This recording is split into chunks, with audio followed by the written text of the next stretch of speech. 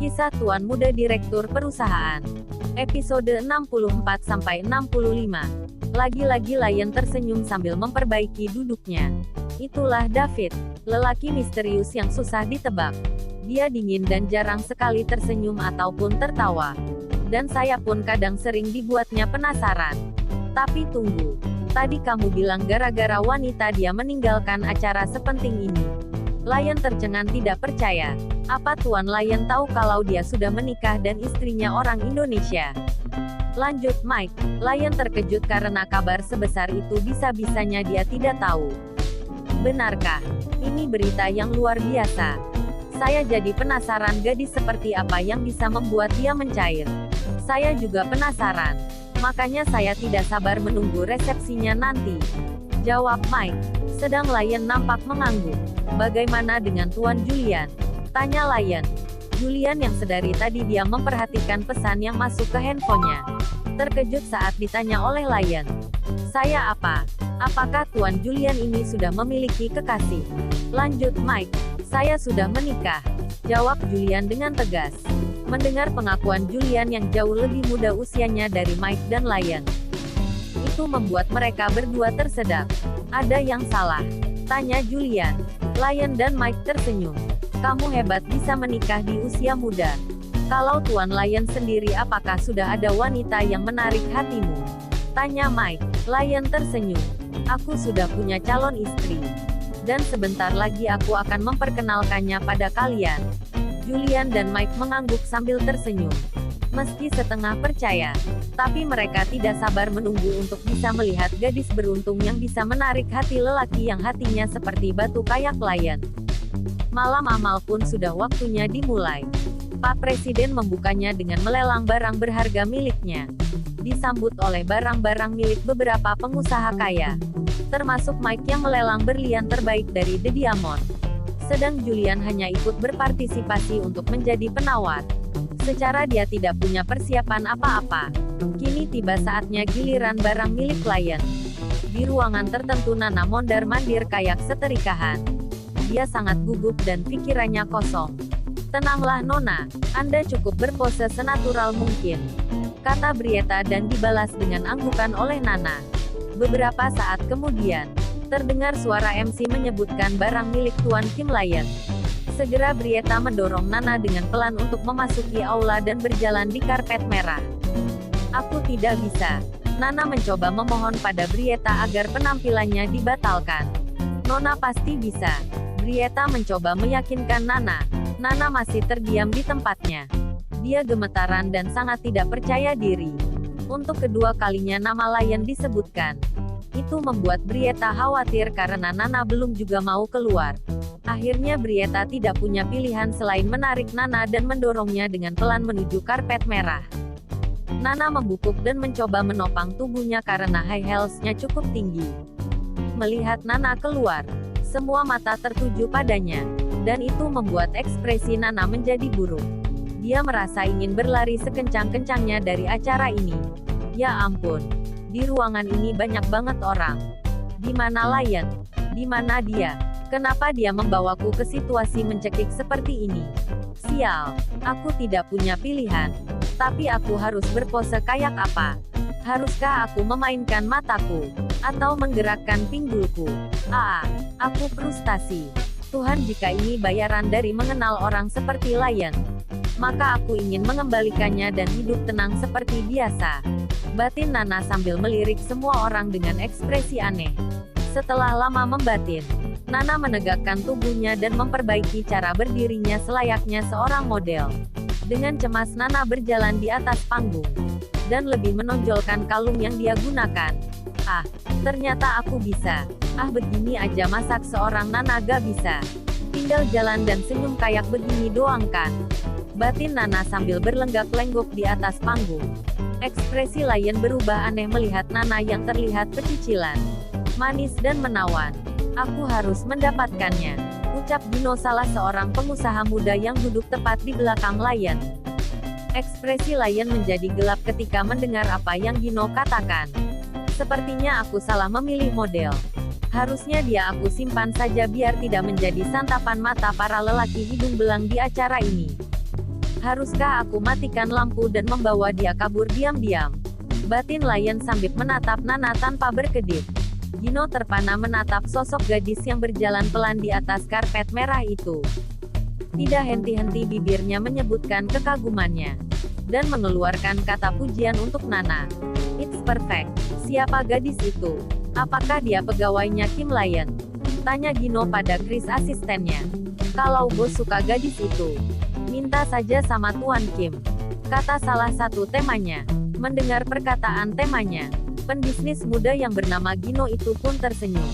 Pikirannya mengembara membayangkan sosok yang berjalan menuju panggung lelang. Nana adalah gadis yang menarik perhatiannya. Menurutnya kecantikan Nana adalah kecantikan khas perempuan timur yang menawan.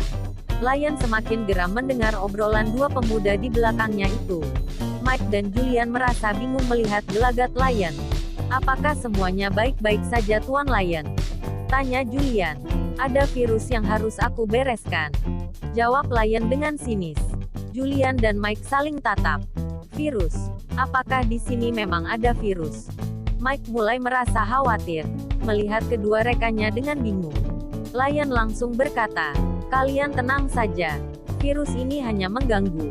Dan kalian lihat saja nanti apa yang akan aku lakukan pada virus itu.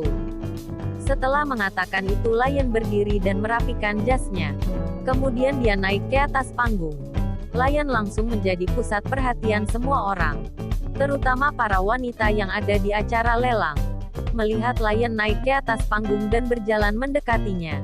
Jantung Nana berdetak kencang. Matanya terbelalak sehingga langkahnya terhenti di tengah-tengah. Lion yang memiliki tubuh tinggi. Dengan sorot mata yang tajam. Wajah yang khas orang Korea dengan berlian kecil di telinga kirinya. Membuat semua wanita tidak berkedip memandangnya. Ya Tuhan, kenapa Lion tampak begitu menawan? Dan apa yang ingin dia lakukan? Kenapa dia semakin dekat? Batin Nana. Lion berjalan dengan tegap ke arah Nana. Tatapannya begitu lembut dan terlihat karismatik dengan setelan jas hitam mewahnya. Mike dan Julian dibuat penasaran dengan apa yang akan dilakukan Lion pada gadis itu.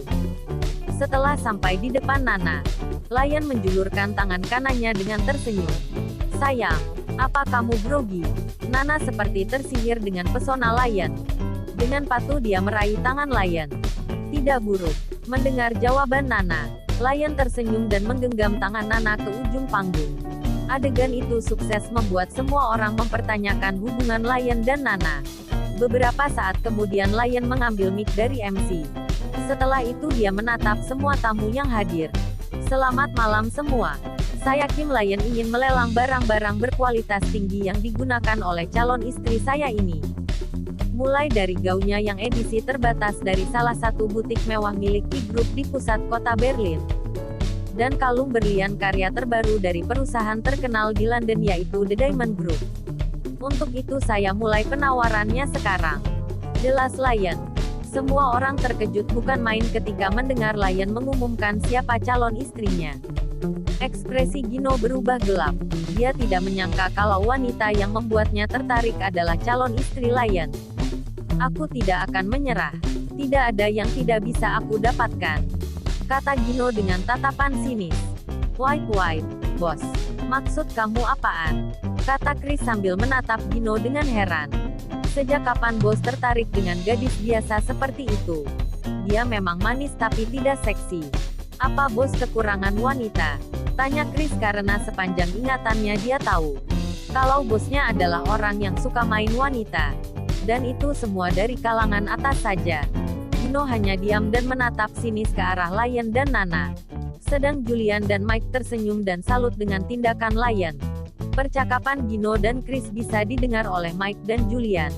Dengan kecerdasan mereka berdua, barulah mereka mengerti kalau virus yang dimaksud Lion adalah Gino. Apa kamu sepemikiran denganku? Tanya Mike pada Julian. Julian tersenyum.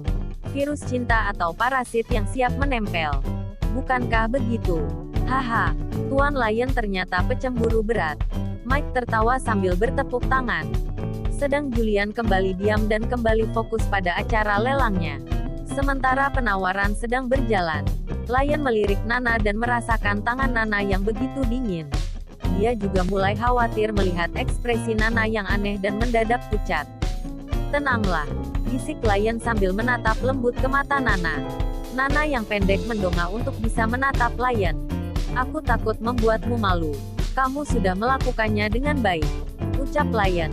Sementara itu, di suatu tempat tertentu di kota Seoul, JH menatap lurus ke arah Namsan Tower selagi Nana berada jauh dari jangkauannya. Dia ingin menyusul. Tapi apakah dia harus membuat Nana dalam bahaya lagi? Lion itu gila. Tapi apakah dia akan terus berurusan sama Lion? Baik di masa lalu atau di kehidupan berikutnya. Namsan Tower di malam hari terlihat begitu indah. Beberapa orang tampak mengambil gambar bersama pasangan mereka. Melihat itu JH tersenyum pahit setelah menyesap minumannya. Mereka terlihat bahagia sekarang. Tapi besok akankah mereka bisa seperti ini? Bukankah cinta itu hanyalah alasan untuk saling meninggalkan? Batin JH sambil mengamati pasangan yang sedang memadu kasih. JH benar-benar bosan dengan drama romantis yang terjadi di dunia nyata. Sebab dirinya sendiri berulang kali harus melepaskan. Dia berpikir apakah dia bodoh? Atau memang hatinya terlalu lemah untuk memperjuangkan? Atau mungkin terlalu takut melihat orang yang dikasihinya tidak bahagia? JH tersenyum pahit sambil menikmati minumannya kembali. Hatinya dipenuhi kepiluan dan dendam untuk orang yang sudah merenggut kebahagiaan di masa kecilnya bersama ibunya bahkan di masa remajanya. Nana Halila, kenapa dia harus terlibat dengan Lion? Kenapa? Kenapa? Kenapa kejadian di masa lalu terulang kembali? Kenapa? JH berteriak sekeras-kerasnya, sehingga membuat pejalan kaki dan beberapa orang di sekitar Namsan Tower terkejut dan memandangnya dengan aneh. "Ih, ganteng-ganteng stres. Iya, mungkin dia baru putus sama pacarnya. Ya udah, sebaiknya kita segera pergi sebelum menjadi korban pelampiasannya." Siapa sangka kalau orang yang dianggap stres adalah CEO jenius dari salah satu perusahaan game online terbesar di Korea. Selain dia tidak pernah mau muncul ke publik, dia juga tidak pernah berpenampilan formal. Jadi wajar tidak ada yang akan menganggapnya si jenius pemilik OneSoft. Sementara itu Nana dan Lion masih menikmati suasana lelang dengan gembira. Nana yang tadinya grogi berubah menjadi percaya diri saat mendengar perkataan Lion yang mengatakan kalau dia sudah melakukan yang terbaik. Bersambut.